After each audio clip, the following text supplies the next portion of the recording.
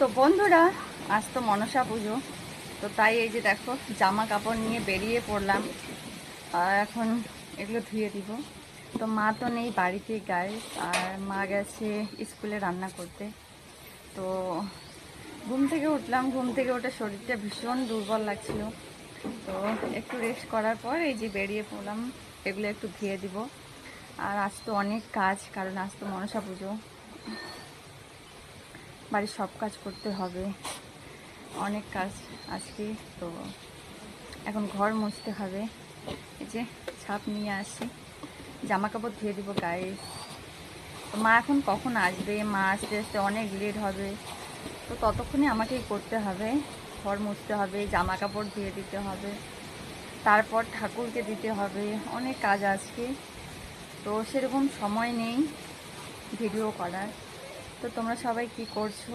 আর আর মা গেছে স্কুলে ভাত রান্না করতে গাইস। তো মা আস্তে আস্তে অনেক লেট হবে, ততক্ষণে আমাকেই সব কাজ করতে হবে।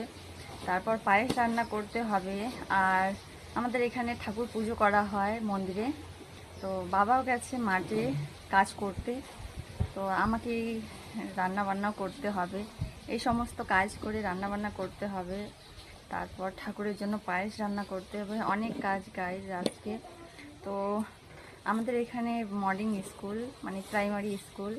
তো মা গেছে স্কুলে ভাত রান্না করতে। তো কখন আসবে জানি না, আস্তে আস্তে 11টা বেজে যাবে। আর আজকে আমাকে ভীষণ খারাপ লাগছে গাইজ, শরীরটা ভীষণ ভালো লাগছে না, ভীষণই খারাপ লাগছে। তো আজকে পুজো যখন, কাজ তো করতেই হবে, আর তার মধ্যে মা নেই বাড়িতে। আর দেখো আকাশটাও আজকে ভীষণ রোদ করছে। তো আর এই যে নিজের জামা কাপড় নিজেকেই ধুতে হবে, যদিও আমার মাই ধুয়ে দেয় প্রায়, আমি ধুই না কিন্তু। তো তাই আজকে আমি নিয়ে চলে আসছি জামা ধোবো, জামা কাপড় ধুয়ে দেবো। তো তোমরা সবাই কি করছো অবশ্যই জানিও। আর মনসা পুজোর জন্য অনেক অনেক শুভকামনা রইল তোমাদের সবার জন্য। তো চলো, টাটা সবাইকে।